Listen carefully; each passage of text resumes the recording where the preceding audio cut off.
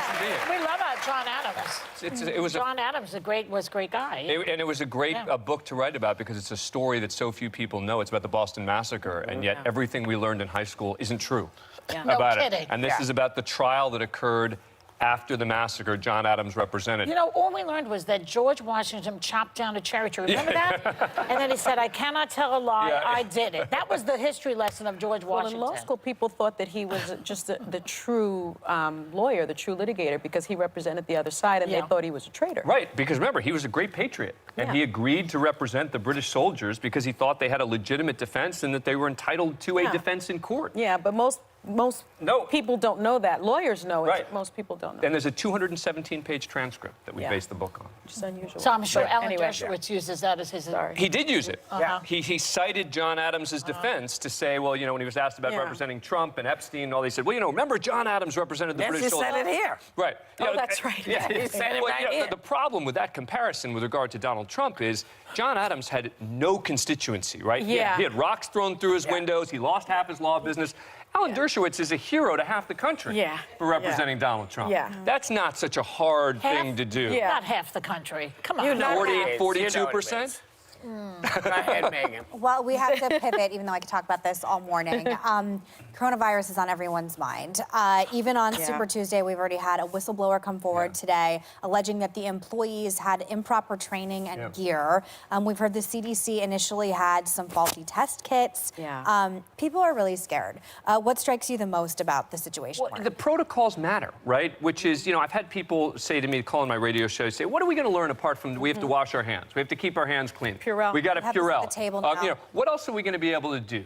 And the answer is there are protocols that matter, that can actually prevent it from spreading. Like? I want information. What do you mean? Like how they deal with it, how they contain it, et cetera, how they deal with it at hospitals, what they're wearing, how do you test it, et cetera. All this stuff matters. I mean, you know, and I want information. As someone who's sitting out here, we're all sitting there Googling. I rode the subway yesterday, and it was half empty because no one wants to ride the subway. And I'm thinking, okay, am I an idiot for riding the subway? And so I'm sitting there Googling it. Am I an idiot for riding the subway? What was the The answer was, you're an idiot, but not for riding the subway. They've got the masks on and everything. So funny. But they're doing all kinds of things. They're washing the subway cars down now in New York, which is kind of fantastic. Right.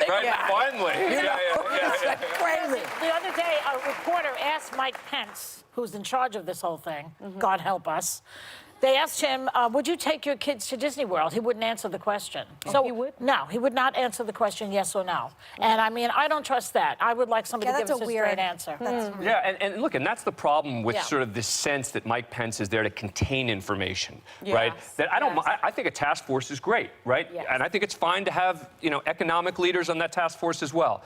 But when there's the sense that the goal is to restrict information, that makes me a little nervous. Why do they want to do that? Well, because they want to make sure they want to. It's legitimate to say we don't want people to panic, right? I think it's fair to say, look, the media tends to sensationalize things, right? When there's a hurricane, we all say, oh, it's a hurricane coming. It's going to the whole south of Florida, and then the reality is that only a few homes end up getting destroyed comparatively. That's not true. Of Katrina and Sandy, both were terrible. But comparatively to the number of people, my point is just that we tend to sensationalize. But you know what? That's okay. It's okay if the answer is it only hit 10% and we saved 10% of these people. It didn't hit 100% of people. That's okay to do that, to warn people, for the media to say, hey, look, this is a big deal, and as a result, we're sitting here with Purell. But it's not okay to filter information to save the stock market. No, I agree. I agree. And look, the problem is we don't know exactly, I don't think we have enough information yet to say, is the administration doing a good job or not? I don't think the President Trump last week should have minimized the virus. I think that was a huge mistake on his part. Calling it a hoax. Well, calling the Democratic response a hoax, but also just sort of saying, well, you know, everyone who has it is fine. And that wasn't smart for him to do. But I think we have to withhold judgment yet on how they're dealing with it on the whole. If they start saying, you know, 13,000 people died in Italy, or they say 25,000 people died here in a day or in a couple of days. You know, that's when you start to say, what the hell? What is going on? But we are, as somebody pointed out to us, we're in 2020 right now. And there are a lot of things that we can do, that we can be in charge of doing. And so it's a great thing.